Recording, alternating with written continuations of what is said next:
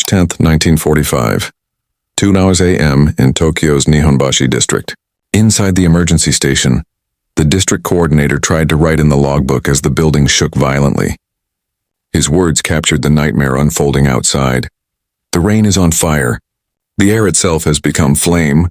From the station window, he saw a scene that contradicted 4 years of Japanese propaganda. What looked like glowing snow fell from American B-29 bombers, embers that burst into rivers of fire spreading across streets, climbing walls, and leaping from house to house. The weapons were M69 incendiary bombs filled with napalm, burning at 1,800 degree F, hot enough to boil water in canals and generate their own windstorms. In Tokyo's Shitamachi district, where more than 1 million people lived in wood and paper homes crammed at 103,000 per square mile, this attack became the deadliest air raid in recorded history. Out of 325 Boeing B-29 Super Fortresses launched that night, 279 reached their targets. Stripped of most defensive guns to carry extra payload, they dropped 1,665 tons of incendiaries, over 500,000 M69 bomblets, on a 3-by-4-mile area of the capital. The Japanese public had been promised their capital was safe, that American bombers could never reach Tokyo, and that city brigades could handle any fires. But that night exposed a truth no one had imagined. American factories and firebomb technology had created a new kind of warfare, one that rendered old defenses useless. The destruction of Japan was not only happening on faraway battlefields, but now in its own streets, through firestorms that consumed entire neighborhoods and reduced bodies to ash in seconds. The collapse had begun months earlier, although most Japanese citizens had no idea. By late 1944, the B-29 Superfortress had become fully operational from new U.S. bases on Saipan, Tinian, Guam, and the Mariana Islands, about 2,500 miles from Tokyo. These islands, captured after brutal fighting that summer, put Japan's home islands directly in range. On January 20, 1945, Major General Curtis LeMay took over the 21st Bomber Command. A veteran of the European air campaign, he inherited a failing mission. The strategy of high-altitude precision bombing from 30,000 feet was proving useless, with less than 5% accuracy. A newly discovered meteorological phenomenon, the jet stream with winds up to 250 mph, was scattering bombs far from their targets. Even the B-29s themselves, each costing $639,000, around $11 million today, struggled. Their powerful Wright R-3350 engines overheated and often caught fire at high altitudes, causing more losses to mechanical failure than to Japanese defenses. The real breakthrough came not from aviation but from chemistry. At Harvard University in 1942, Dr. Louis Fieser developed a weapon tailored for Japanese cities. Traditional incendiaries like thermite burned hot but burned out quickly. Fieser's team created napalm, a sticky jellied gasoline that clung to surfaces and burned for up to 30 minutes. The formula was simple: aluminum salts of naphthenic and palmitic acids mixed with gasoline. Its name came from those chemicals, Na for naphthenic, Pal for palmitic. By February 14, 1942, napalm was ready, and soon became one of the most feared weapons of the century. The M69 bomb, designed to deliver it, had been under development by the Standard Oil Development Company since October 1941, 2 months before Pearl Harbor, suggesting that U.S. planners already foresaw the need to target Japanese cities. The weapon was tested in the Utah desert at Dugway Proving Ground, where American engineers built exact replicas of Japanese neighborhoods using authentic tatami mats, paper doors, and wood. German Jewish architect Erich Mendelsohn, a refugee from Nazi Germany, was hired to ensure accuracy. Tests in 1943 showed a single 500-pound M69 cluster could ignite fires across 2,500 square feet. Napalm splattered burning gel up to 100 feet, and water could not put it out. It floated and burned even harder. By early 1945, military analysts were calculating the scale of devastation possible. Lieutenant Colonel Robert McNamara, working as a statistical analyst, concluded that 68 Japanese cities could be destroyed with the existing B-29 force. His report to LeMay in February 1945 showed that low-altitude incendiary raids could be 5 times more effective than high-altitude precision attacks. Japan's leadership, however, dismissed the danger. Colonel Shigeo Nakajima, head of Tokyo's air defense, later admitted they never considered the possibility of night firebombing from low altitude. They assumed U.S. raids would continue as in Europe, high-altitude precision daylight attacks. On February 25, 1945, Tokyo received its first major warning. That night, 231 B-29s dropped 453 tons of incendiaries on a single square mile, killing 3,000 people and destroying 28,000 buildings. The raid was only a test by LeMay to measure Japan's defenses. Police photographer Koyo Ishikawa recorded something unprecedented. The fires created their own tornado-like vortices, pulling entire blocks into whirlwinds of flame. Still, Japanese officials downplayed the event. General Masakazu Kawabe, deputy chief of the Army General Staff, told Emperor Hirohito that Tokyo's 8,000 firefighters and neighborhood brigades could control future attacks. Civilians were given buckets, sand, and wet mops for drills, unaware these tools would be useless against napalm. Meanwhile, the U.S. had detailed knowledge of Tokyo's hidden industries. Japanese-American translators recruited from internment camps had studied documents and maps, revealing that many factories were disguised inside homes or small workshops. Sergeant Ben Kuroki, who flew 58 missions, later explained, "The Japanese thought dispersing factories into neighborhoods would protect them. Instead, it gave us the justification to burn entire cities." On March 9, 1945, at 5:35 p.m. the first B-29, Dauntless Dottie, took off from Guam. Over the next 2 hours and 45 minutes, 25 bombers lifted off from Guam, Saipan, and Tinian, the largest air raid force assembled to that point. LeMay had made 3 bold changes.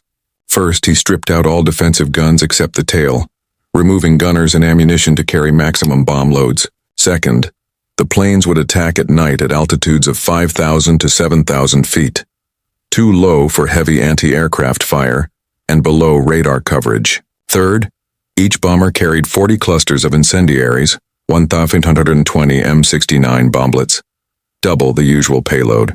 At 12:08 a.m. on March 10th, the first Pathfinder plane reached Tokyo. The deadliest raid in history was about to begin. On March 10th, the lead bombers marked the center of Tokyo with napalm in the shape of a massive flaming X. The main force then moved in, releasing incendiaries in a planned pattern designed to form a ring of fire that trapped tens of thousands inside. Tail gunner Sergeant James Curry recalled how the first wave looked, silver flecks drifting downward, until each struck the ground and exploded into a pool of fire nearly 10 feet wide. Within minutes, thousands of these fire pits connected into rivers of flame cutting through the city. Weather conditions turned the raid into an unstoppable disaster. Winds of 45 to 67 mph from the southwest, mixed with the firestorm's own convection currents, creating what pilots later described as solid walls of fire, leaping 300 feet into the air. As the B-29s crossed Tokyo Bay, crews witnessed a sight that defied everything they knew about weather. The inferno was generating its own atmosphere. Superheated air rose so fiercely it created hurricane-strength winds at ground level, pulling oxygen out of shelters and feeding the flames with endless fuel. B-29 pilot Robert Morgan, who had once flown the famous Memphis Belle over Europe, wrote that at 5,000 feet, the updrafts tossed their 140,000-pound aircraft like a leaf. The turbulence was more violent than any anti-aircraft barrage he had ever faced over Germany. The target, Tokyo's Shitamachi district, was not only filled with packed wooden homes but also thousands of small workshops producing vital military parts. After the 1942 Doolittle raid, Japanese planners had deliberately scattered production across neighborhoods to avoid concentrated bombing. Instead, this decision gave Major General Curtis LeMay justification to level entire residential areas. Inside the city, panic spread quickly. Staff Sergeant Carl Barold, a B-29 radio operator, listened as Japanese civil defense channels collapsed in real time. At first, there were organized calls, brigades directing where to respond. But within half an hour, the chatter broke down into panic, then terrified screams before the frequencies went silent. The intensity of the firestorm exceeded every prediction. Core temperatures reached 1,800 F, hot enough to melt glass and aluminum. The Sumida River, where countless residents fled for safety, began to boil. Asphalt streets softened and trapped fleeing civilians. By 2:30 a.m., after just 2.5 hours, the raid had already surpassed anything Japan thought possible. Police reports later admitted their drills had prepared for ordinary fires spreading house to house, not for a citywide blaze falling from the sky. The deadliest shock came from the behavior of the M69 bombs themselves. Each one sprayed burning napalm up to 100 feet, sticking to anything it touched. Fire hoses only spread the flames further. Rescue squad leader Dr. Kubota Shigenori later testified that the heat itself was killing people before flames reached them. Victims suddenly burst into fire from radiant heat alone. Families who thought they had escaped ignited without warning, even 50 meters away from the blaze. Even the American crews were stunned. Lieutenant John Sauer, a bombardier, recalled his instruments showing their altitude rising thousands of feet. They were supposed to be flying at 5,000 feet, but the heat was forcing the planes upward to 7,000 and even 8,000 feet. Below Tokyo had turned into one giant furnace. At dawn on March 10th, the results became clear. Reconnaissance planes captured photographs showing 8 square miles of Tokyo wiped from the map. Entire neighborhoods were gone, not damaged, not burned, but erased. Captured Japanese police reports listed 83,793 confirmed dead, though the true number was far higher because many bodies had been burned away completely. 267,171 buildings were destroyed, leaving over 1 million survivors homeless. For civilians, numbers could not describe the horror. 16-year-old Tsuchiya Masako survived by climbing into a water tank. When she emerged, her entire neighborhood had disappeared. There were no streets, no landmarks, only gray ash. She could not even find where her home had once stood. Everyone she knew was gone. Tokyo's fire brigades, which had proudly promised to protect the city, collapsed within 2 hours. Of 8,000 firefighters, more than 1,000 died that night, and hundreds more were badly burned. Their wooden ladders, hand-pumped engines, and buckets of water were worthless against napalm. In the days after, the city faced a humanitarian nightmare. With no plan for such mass casualties, officials converted schools, temples, and parks into morgues. Bodies were piled up, awaiting hurried cremation. Survivors described the dead as shrunken, blackened figures often fused together, families who had died holding each other. On March 18th, Emperor Hirohito toured the ruins. His aide, Marquis Kido, recorded his reaction. His Majesty stood silently, then said, "Tokyo has become a burned field. The capital of the empire has become a burned field." Despite the devastation, military leaders still refused to change their strategy. They distributed bamboo spears to civilians and censored newspapers, forbidding any reporting of casualty numbers or photos of the destruction. But the U.S. bombing campaign had only begun. On March 11th, while Tokyo still smoldered, 285 B-29s attacked Nagoya, Japan's center of aircraft production. The Mitsubishi plant that produced 40% of the nation's engines was destroyed by 1,138 tons of incendiaries. A factory worker, Tanaka Hidoshi, later recalled watching from a hillside as the bombs fell. The Americans dropped fire in perfect patterns like farmers planting rice. Each bomb made a square of fire, and the squares grew into an ocean of flames. In 20 minutes, factories that took years to build were gone. The destruction continued relentlessly. On March 13th, 274 B-29s attacked Osaka, wiping out 8 one-square miles and 134 war factories. On March 16th, Kobe was targeted. 7 square miles burned, including Kawasaki submarine yards and aircraft plants. The strategy was clear. Japan's war industry and its cities would be burned away one after another. The accuracy of American bombing during the war exposed an intelligence network the Japanese never thought existed. Small workshops hidden inside neighborhoods, unmarked factories in former schools, and even private homes where families built aircraft parts were all carefully identified and destroyed.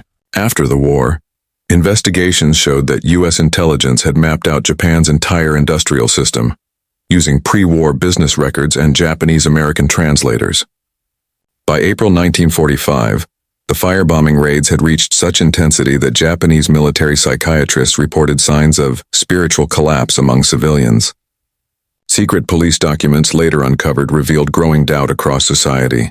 People began to openly question whether the emperor was truly divine if he could not shield them from American bombs. Lieutenant General Noru Tazoi, who oversaw Homeland Air Defense, admitted during interrogation that after the March raids he realized the war could not be won. He stated that the Americans could destroy any city at will, and Japan had no defense against nighttime incendiary raids. One of the greatest blows to morale came not from bombs but from paper. American aircraft dropped warning leaflets before attacks. At first, many dismissed them as propaganda, but soon the leaflets correctly predicted which cities would be hit. This knowledge crushed civilians. Knowing destruction was coming, yet having no power to stop it, was psychologically devastating. Political scientist Dr. Masao Maruyama later wrote that the leaflets destroyed the idea of death in honorable battle. Instead, people felt they were being systematically eliminated. He explained, "The Americans told us they would burn our cities, and then they did exactly that. We were not defeated in combat, we were processed." The scale of destruction stunned Japan. Within 10 days of March 1945, firebombing wiped out 32 square miles of Tokyo. Commander Curtis LeMay then directed strikes across Japan's cities in sequence. By May, with most large cities already ruined, the campaign moved on to medium-sized cities with populations of 60,000 to 350,000. On May 29th, 517 B-29 bombers hit Yokohama in daylight, escorted by 101 P-51 Mustangs flying from newly captured Iwo Jima. This moment shocked civilians even further. American fighters were now over Japan, something leaders had always said would never happen. With escorts, B-29s could bomb in daylight without fear. The destruction advanced with overwhelming speed. In May alone, 94 square miles of Japanese cities were destroyed. In June, another 89 square miles went up in flames. By July, bombers had so few untouched targets that they began striking previously burned cities to prevent rebuilding. On August 1, 1945, U.S. production reached its peak when 836 B-29s carried out the largest raid of the war, striking 4 cities at once. Hachioji, west of Tokyo, with a population of 80,000, was 80% destroyed in one night. Toyama, a major aluminum hub, suffered 99.5% destruction, the most complete loss of any city during the war. Behind these numbers were thousands of human stories. Survivors like Katsumoto Saotome, only 12 years old during the Tokyo raid, devoted his life to collecting over 1,000 testimonies by 2002 to preserve voices that history overlooked. Haruyo Nihei, just 8 years old on March 10th, recalled being separated from her family during the chaos. She described winds so fierce they lifted people off the ground. She remembered seeing a woman with a baby burst into flames, the screams ending as both collapsed into the fire. Haruyo only survived because her father shielded her, burying them both under bodies that absorbed the heat. When she emerged at dawn, she realized they were covered in the melted remains of those who had protected them. The trauma lasted for decades. Shizuyo Takuchi, who was 14 during the raids, later said she could not strike a match without trembling. The smell of grilled food made her sick, and sunsets turned orange triggered panic. She said survivors lived, but never truly escaped that night. Medical services were overwhelmed. Dr. Shigenori Kubota, who led a rescue team during the Tokyo raid, reported injuries beyond anything his training had prepared him for. Victims inhaled superheated air that burned their lungs, leaving them alive but unable to breathe. Many were baked to death inside shelters where temperatures reached over 400 degrees. Hospitals that survived were instantly overrun. Supplies ran out almost immediately. Nurse Takahashi Aiko, working at Tokyo Imperial University Hospital, recorded that morphine was gone within an hour, bandages by the second hour. Staff tore uniforms for makeshift dressings. She remembered the screaming as endless, haunting her even in sleep after collapsing from exhaustion 2 days later. The health crisis grew worse as water systems collapsed and corpses rotted in the ruins. Typhoid, dysentery, and lung infections swept through crowded refugee shelters. Government leaders focused resources on military units, leaving civilians with minimal care. The bombing campaign was built on one of the most detailed intelligence operations of the war. In Washington, the Joint Target Group spent 2 years studying Japan's cities. They used pre-war insurance maps, business directories, and even tourist guides to know exactly where factories and neighborhoods were located, down to building materials. Japanese-American linguists, many recruited from internment camps, played a crucial role. Sergeant Roy Matsumoto explained that captured diaries and letters provided clues to hidden factories, which were then added to targeting files. The Office of Strategic Services also ran networks in neutral countries. Swedish businessman Widar Bag secretly passed detailed reports on synthetic oil production. Codebreakers read Japanese military messages, revealing which cities had defenses, which airfields were active, and when fuel shortages grounded planes. This let American commanders direct raids when Japan's defenses were weakest. Even weather became a weapon. U.S. meteorologists learned to forecast the exact conditions that would create firestorms: dry air, high winds, and clear skies. Raids were scheduled to match these patterns. The March 10th Tokyo firestorm succeeded, partly because weather officers predicted the strong southwestern winds that turned separate fires into a massive inferno. Captain Robert Nelson later explained, "We knew those winds would merge individual fires into one firestorm. We made the weather into a weapon." Japan's civil defense never understood this science. They treated every raid the same, never realizing that some conditions made firefighting completely impossible. In this way, U.S. forces not only used bombs but also intelligence and weather itself to maximize destruction. American bombers often staged nuisance raids in bad weather, forcing Japanese defenses to remain on alert through storms. By the time perfect firestorm conditions arrived, defenders were drained by constant false alarms. By July 1945, the firebombing campaign had reached its strategic goal: the collapse of both Japanese civilian morale and industrial capacity. Secret police records showed that only 32% of the population still believed Japan could possibly win. Industrial production had dropped to 15% of 1944 levels, more than 5 million people were left homeless, living in shelters or fleeing into the countryside. When compared by raw numbers, the atomic bombings killed fewer people than the fire raids. Hiroshima's death toll reached 146,000, and Nagasaki's about 80,000, while conventional bombing caused between 330,000 and 900,000 deaths. But the combination of both campaigns showed Japan that America could destroy cities endlessly with firebombs, and also possessed a completely new class of weapon. Emperor Hirohito referenced a new and most cruel bomb in his August 15th surrender broadcast. But his aide Marquis Kido wrote in his diary that Hirohito had been more shaken by the systematic destruction of Japan's cities. According to him, the emperor said firebombing proved the United States could completely annihilate Japan without even landing troops. The atomic bomb only sped up that outcome. The B-29 program itself represented the largest industrial effort in history at that time. It cost $3 billion, equal to about $50 billion today, exceeding the Manhattan Project. Boeing, Bell, Martin, and Fisher produced 3,970 B-29 bombers across 4 giant plants. Each bomber required 55,000 manufactured parts, 8,000 purchased components, 2,000 engineering drawings, and 100,000 hours of labor. Its Wright R-3350 engines, though temperamental, were among the most advanced piston engines ever built. 18 cylinders producing 2,200 horsepower each, giving the B-29 a range of 3,250 miles with a 20,000-pound bomb load. Logistics matched the production scale. Building bases on Saipan, Tinian, and Guam meant moving 11 million cubic yards of coral and earth. On Tinian, Northfield became the largest airport in the world with 6 runways, each 8,500 feet long, handling 269 B-29s. Engineers laid down 15,000 miles of communication lines and built fuel storage for 16 million gallons of aviation gasoline. Admiral Suemu Toyota later admitted Japan could not build even one proper airfield on islands it had controlled for decades, while the U.S. built dozens on newly captured islands, often while still under fire. By August 1945, 66 Japanese cities had already been destroyed by conventional bombing. In this context, the atomic bomb was revolutionary in technology, but evolutionary in strategy. Colonel Paul Tibbets, who piloted the Enola Gay, had led firebombing raids before. He later said the atomic bomb was faster and cleaner, but not necessarily more destructive than the Great Fire raids. Tokyo on March 10th, for example, looked worse than Hiroshima after August 6th. The Japanese military's first reaction to Hiroshima reflected how numb they had become. Many commanders assumed it was another firebombing, until the effects of radiation became clear. General Torishiro Kawabe's initial response was relief that only one bomber had been involved, which suggested the U.S. might not have many such weapons.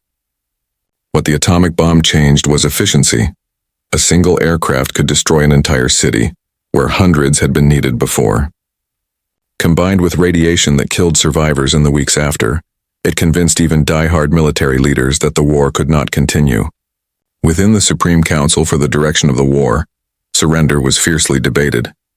Navy Minister Admiral Mitsumasa Yonai argued the B-29s had already ruined Japan's cities, and the atomic bomb simply made the process more efficient. War Minister General Korichika Anami, a strong opponent of surrender, received reports that America had enough incendiaries to wipe out every Japanese city and town.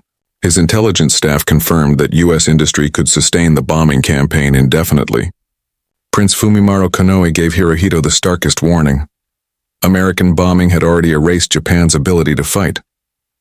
He told the emperor that every week of delay meant another city destroyed. On August 10, 1945, during the decisive imperial conference, Hirohito chose to end the war. He declared he could not allow his people to suffer any longer, that continuing would only spill more Japanese blood. When American occupation forces entered Japan in September 1945, they witnessed the full extent of devastation. MacArthur's staff reported that 40% of all urban areas were gone. In 66 targeted cities, 5 million buildings had been destroyed. Industry had fallen to under 10% of capacity. Official records counted 330,000 dead from firebombing, but local records suggested the true figure was 500,000 to 900,000. Millions more lived with burns, lung damage, and psychological scars that never healed. Colonel John Montgomery, inspecting Tokyo, described areas of 8 to 10 square miles where nothing remained. No rubble, no foundations, only gray ash. He wrote that it looked like the surface of the moon. The U.S. Strategic Bombing Survey concluded Japan would likely have surrendered by November 1945, without atomic bombs or invasion, purely from firebombing and blockade. In the decades afterwards, survivors worked to preserve memory. Katsumoto Saotome founded the Center of the Tokyo Raids and War Damage in 2002. Collecting more than 3,000 survivor testimonies. Masako Yamada, who lost her entire family in the March 10th raid, spent 40 years compiling the names of victims from her neighborhood, recording 3,847 names now preserved at the Tokyo Peace Museum. Haruyo Nihei, the child saved by being buried under bodies, became a peace educator who told her story to more than 100,000 students. Her message was direct. War is not strategy or numbers, it is a child watching her mother burn and being powerless to help. Survivors described lifelong phobias. Many could not attend fireworks displays, broke into panic when air raid sirens were used for drills, or avoided fire altogether. For decades, some could not speak of their experiences at all. At the center of this destruction was the M69 incendiary bomb, a weapon designed for maximum fire damage. Each bomblet held 6 pounds of napalm gel inside a 20-inch hexagonal steel case. 38 of these were packed into an E-46 cluster bomb, which opened at 2,000 feet to scatter them. A timed fuse of 3 to 5 seconds set off white phosphorus, which ignited the gel and blasted it out of the tail in streams up to 100 feet long, burning at 800 to 1200 degrees Celsius. Everything it touched was engulfed in fire. The napalm used in the war could burn for 15 to 30 minutes. Far longer than ordinary incendiary weapons. At Dugway Proving Ground, scientists worked to perfect the formula. They discovered that by adding polystyrene, the substance would stick more effectively to any surface. Different mixtures were tested until the right balance between spreading and clinging was achieved. The cluster bomb design was calculated with precision. Operations researchers determined that 38 bomblets released in carefully planned patterns would overlap, creating fire zones that merged into one massive blaze within 20 minutes. Every B-29 mission carried the weight of American industry behind it. The Boeing plant in Wichita stretched across 6 million square feet and employed 29,000 workers working around the clock on 3 shifts. At peak production, the plant delivered 1 B-29 bomber every 90 minutes. The supply chain reached across the entire country. Engines were built by Wright Aeronautical in New Jersey, propellers by Hamilton Standard in Connecticut, instruments by Sperry Corporation in New York, and gun turrets by General Electric. Each part required its own massive production system. The story of aluminum alone showed the scale of American strength. Each B-29 used 60,000 pounds of aluminum. The Alcoa plant in Tennessee, powered by the TVA, produced more aluminum in a single month than Japan was able to produce in an entire year. The amount of electricity needed for aluminum production alone exceeded Japan's entire national power capacity. The training pipeline was just as immense as the factories. By 1945, America was graduating 1,000 new B-29 crew members every month from bases in Kansas, Nebraska, and New Mexico. Each crew trained for 6 months, including 400 flight hours before being sent to the Pacific. The firebombing campaign reshaped strategic bombing forever. Before this, military theorists like Italian General Giulio Nihei and American General Billy Mitchell had focused on precision bombing of specific targets. General Curtis LeMay's campaign proved that widespread destruction could be even more effective, especially against industries spread across large urban areas. The campaign confirmed economist John Kenneth Galbraith's de-housing theory, which argued that destroying workers' homes was more effective than bombing factories. Without shelter, food, or transportation, workers could not keep up production even if factories were still standing. Post-war studies revealed how effective this strategy had been. By destroying Japan's cities, the bombing campaign forced 5 million civilians into the countryside, triggering a refugee crisis that drained resources needed for war. Transportation networks broke down under the burden of evacuations, making it impossible to move raw materials to factories that survived. Psychological tactics were also calculated. Leaflets announced targets in advance, causing workers to abandon their posts and flee days before the raids. On March 7, 1945, General Curtis LeMay made one of the most important decisions of the war. He abandoned high-altitude precision bombing and ordered low-altitude nighttime raids using only incendiaries. He later wrote that he woke up at 2 a.m. with the solution: strip the bombers of guns, fly low, and carry as much fire as possible. It went against everything they had been trained to do, but the math was undeniable. Cities could be destroyed completely, or the raids could fail by focusing on pinpoint targets. LeMay accepted the personal risk. He told his crews directly that they were being sent into the enemy capital defenseless. "If it doesn't work, send me home in chains," he told his staff. Success proved him right, but he never tried to glorify the choice.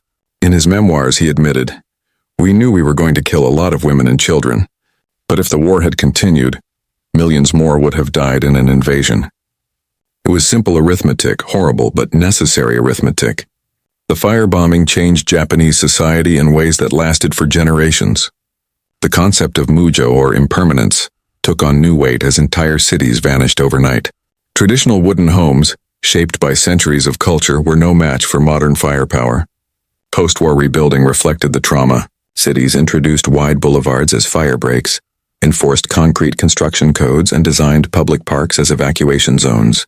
Even today, Tokyo's open spaces can be traced back to this legacy. The Japanese language itself changed. Words like napalm, napalm bomb, shidan, incendiary bomb, and higashisha, bombing victim, entered common use. The phrase yakin nohara, or burned field, became shorthand for total destruction. Japanese literature and film wrestled with the memory. Novelist Kobo Abe, who lived through the bombings in Manchuria, wrote surreal works about identity loss and urban destruction. Director Akira Kurosawa often used fire in his post-war films as a symbol of national trauma. The legality of the firebombing campaign remains debated. The 1907 Hague Convention banned bombing undefended cities, but Japan's cities contained both military targets and air defenses, making them technically legal targets. The principle of proportionality, that civilian losses should not be excessive compared to military advantage, was not clearly defined in 1945. American officials argued that targeting dispersed industries justified citywide attacks. Critics said that deliberately creating firestorms to kill civilians violated the laws of war. Robert McNamara, a young analyst who helped plan the raids, later admitted, "LeMay said if we'd lost the war, we'd all have been prosecuted as war criminals. And I think he's right. We were behaving as war criminals. But what makes it immoral if you lose and not immoral if you win?" The Nuremberg and Tokyo trials set new standards for war crimes, but left Allied bombing unexamined. The Geneva Conventions of 1949 attempted to give civilians greater protection, in part because of what happened in World War II. How the firebombing is remembered depends on perspective. In Japan, the raids are marked as tragedies, with museums in Tokyo, Osaka, and other cities preserving artifacts and survivor testimonies. March 10th is observed as Tokyo Peace Day. In the United States, the firebombing has faded from public memory, overshadowed by the atomic bombings. Military historians focus on the campaign's role in ending the war without a land invasion. The moral debates that haunted Robert McNamara rarely enter popular discussion. Survivors such as Katsumoto Saotome fought for recognition, saying that victims of the firebombings deserved the same acknowledgement as atomic bomb survivors. For years, the Japanese government resisted, worried about disrupting its narrative of victimhood or straining ties with the U.S. Modern scholarship tries to balance both views. Historian Richard Frank in Downfall argued the bombing saved millions of lives by avoiding invasion. Mark Selden, in The Firebombing of Tokyo and Japan, highlighted the intentional targeting of civilians. The argument continues without resolution. The campaign's innovations shaped future wars. Napalm refined in Japan became a standard weapon in Korea and Vietnam. The cluster bomb concept evolved into today's precision-guided munitions. The statistical and analytical methods used to plan the firebombing, probability calculations, operational research, systems analysis, became the foundation of modern military planning. Robert McNamara later carried the same statistical and analytical methods into his role as Secretary of Defense, with highly debated results during the Vietnam War. Military weather prediction also advanced as a result of this campaign. The techniques designed to forecast firestorm conditions became part of modern meteorological science. Knowledge gained about fire behavior, patterns of urban conflagration, and the thermal effects of large-scale fires went on to influence city planning and fire safety regulations around the world. The B-29 superfortress, though decisive in the Pacific, became outdated quickly in the jet age. Yet the industrial mobilization required to design and produce it showed America's extraordinary capacity for innovation, laying the foundation for the post-war aerospace industry and the space program. The human cost of the firebombing campaign remains difficult to pin down. Official counts differ, and estimates continue to rise. The United States Strategic Bombing Survey documented 330,000 deaths and 476,000 injured from conventional bombing raids. Japanese government numbers suggested closer to 500,000 deaths. Some historians place the figure as high as 900,000 when including delayed deaths caused by severe burns, smoke inhalation, and disease. Beyond the fatalities, the campaign displaced 5 million people, about 30% of Japan's city population. A staggering 5 million buildings were destroyed, economic losses exceeded 25% of the nation's wealth, and industrial output collapsed to just 10% of pre-war levels. The psychological toll was just as devastating. Dr. Masahiro Yamamoto's post-war study of 10,000 survivors found that 73% lived with chronic anxiety, 61% suffered recurring nightmares, and 44% displayed symptoms that would now be diagnosed as post-traumatic stress disorder. These traumas carried into the lives of their children and grandchildren, passed down through families and cultural memory. Medical consequences persisted for decades. Survivors were more likely to suffer from chronic respiratory illnesses linked to smoke inhalation, long-term pain from burn injuries, and higher cancer rates, possibly connected to toxic exposures. Unlike atomic bomb survivors, those affected by firebombing received no specialized medical assistance or government benefits. General Curtis LeMay never expressed regret for the firebombing, though he acknowledged its moral weight.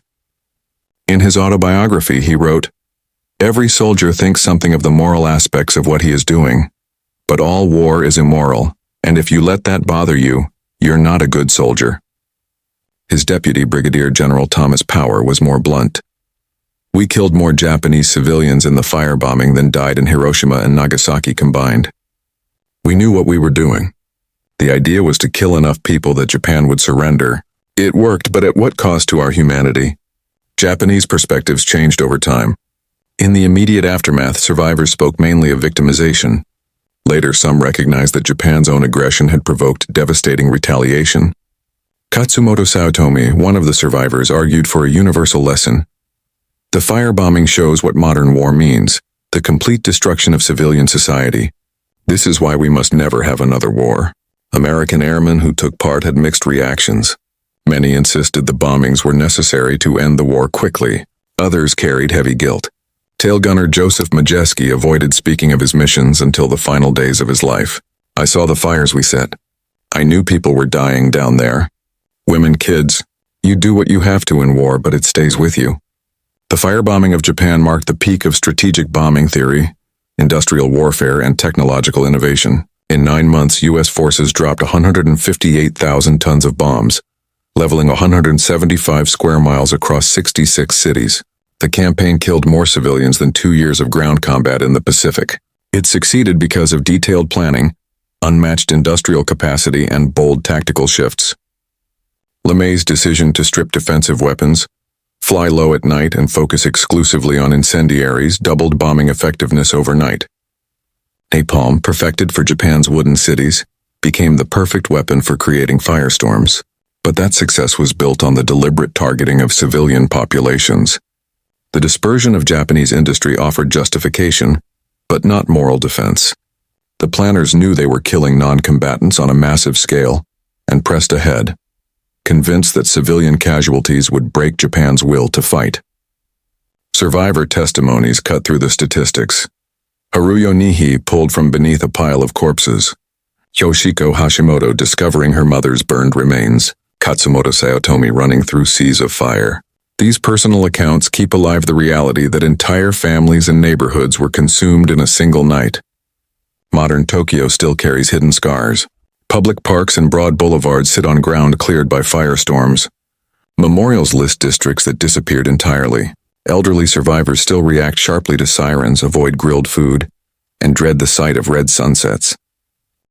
The trauma became embedded in Japanese culture, shaping the nation's post-war pacifism and its reliance on alliances with former enemies. The strategic success of forcing surrender without invasion has to be weighed against its moral price. The campaign proved that entire nations could be destroyed through air power alone. It also revealed how far warfare had shifted, from battles between armies to the systematic destruction of civilian society. Robert McNamara's later reflection, "We were behaving as war criminals," captures the unresolved tension between necessity and morality. In 9 months, American forces dropped enough bombs to erase 66 Japanese cities, left between 330,000 and 900,000 dead, and created 5 million homeless. The survivors' voices preserved the human cost. Children orphaned in seconds, parents lost in flames, entire neighborhoods wiped out. Together, the numbers and testimonies document the moment when war crossed into something new and terrifying: the capacity to destroy civilizations from the air. That capability, first unleashed over Tokyo on March 10, 1945, lit the path into the nuclear age. From then on, nations lived under the shadow of annihilation. The Japanese had prepared for conventional warfare, but instead faced an enemy whose industrial and technological power was beyond their imagination, an enemy capable of burning entire cities until nothing was left. The firebombing campaign remains one of history's most destructive uses of conventional weapons. It showcased America's industrial power while revealing the darkest edge of modern war: calculated mass killing of civilians. The survivors' words, preserved in testimony and memory, ensure that this chapter will never fully fade. As Katsumoto Saotome wrote before his death, "I tell these stories not for sympathy but for warning. This is what war becomes when technology serves destruction. May humanity never again unleash such fires."